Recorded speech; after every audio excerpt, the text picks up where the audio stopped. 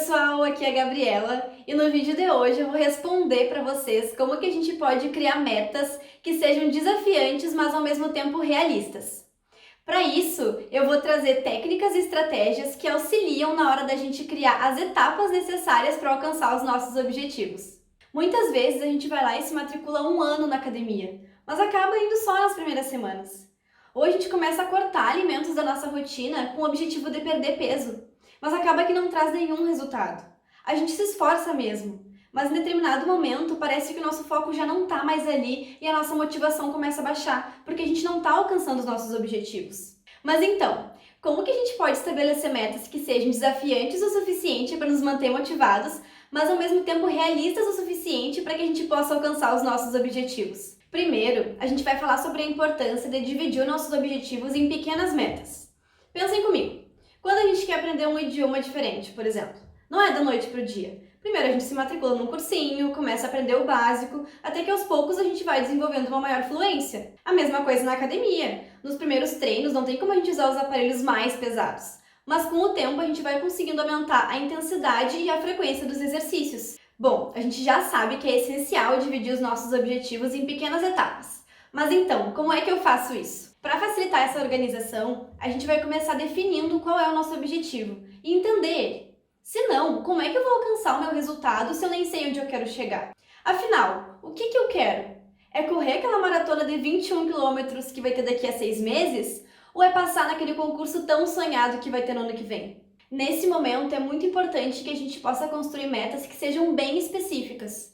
Eu posso dizer que eu quero aumentar a minha agenda de clientes, mas em quantos eu quero chegar? E qual vai ser o prazo para que eu consiga atingir esse resultado? Além disso, as nossas metas também precisam ser mensuráveis. Ou seja, metas que a gente possa medir e avaliar se elas estão sendo atingidas. Se eu quero receber mais clientes no meu trabalho, por exemplo, eu preciso verificar se as minhas estratégias estão dando certo. Se desde que eu coloquei esse plano em ação, ele tem me trazido resultados ou não. Se houve maior procura, ou até mesmo se eu acabei perdendo alguns desses clientes. E isso é o que torna uma meta mensurável, quando eu consigo visualizar os meus resultados, sejam eles positivos ou negativos. Quando a gente é específico e consegue identificar se o nosso objetivo está sendo cumprido, a gente consegue manter a nossa motivação e despertar sentimentos de autorrealização.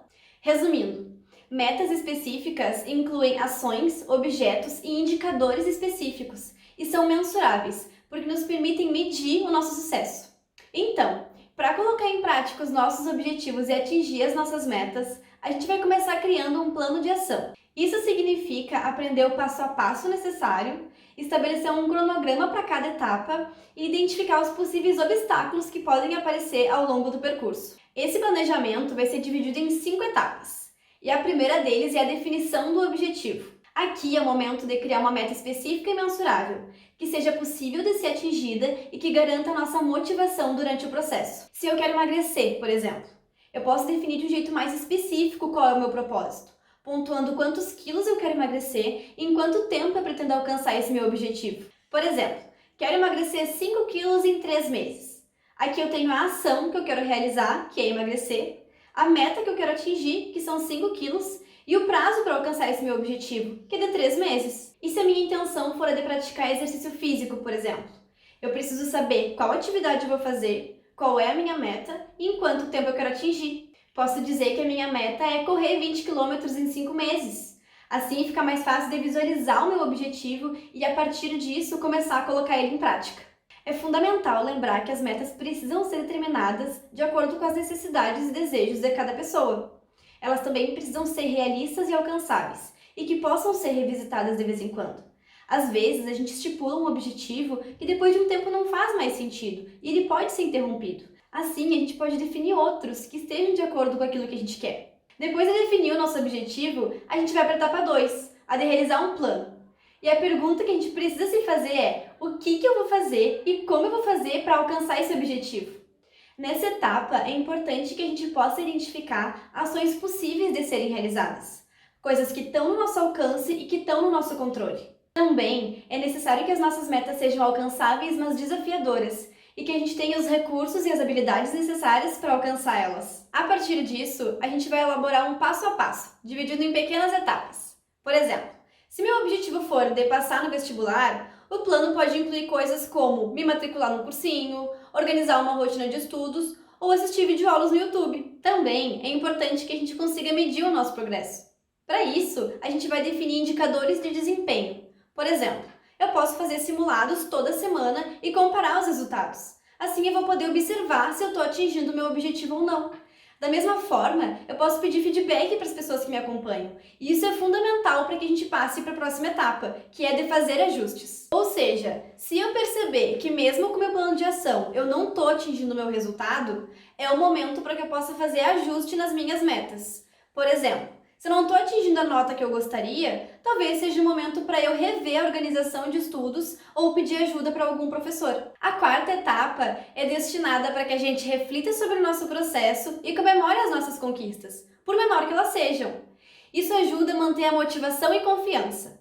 Um passo de cada vez. Se a gente chegou até aqui, já é motivo para comemorar. Por fim, que a gente possa ter persistência. A gente vai encontrar obstáculos no meio do caminho, mas que a gente possa manejar e encarar esses desafios da melhor maneira possível. Lembrem que criar metas e atingir os nossos objetivos é uma tarefa que exige foco, determinação e autocompaixão. É essencial que nesse momento a gente busque o apoio de profissionais e de pessoas próximas, que a gente fale sobre as nossas emoções e sobre as dificuldades que a gente encontra no meio do caminho. E não esqueçam, a satisfação em reconhecer o nosso esforço já é a nossa melhor recompensa. Pessoal, espero que tenham gostado do conteúdo e que esse vídeo tenha ajudado de alguma forma. Então nos contem nos comentários o que acharam e aproveitem para curtir o vídeo e encaminhar para as pessoas que também precisam entender qual é o melhor método para a gente alcançar os nossos objetivos. Abraço e até mais!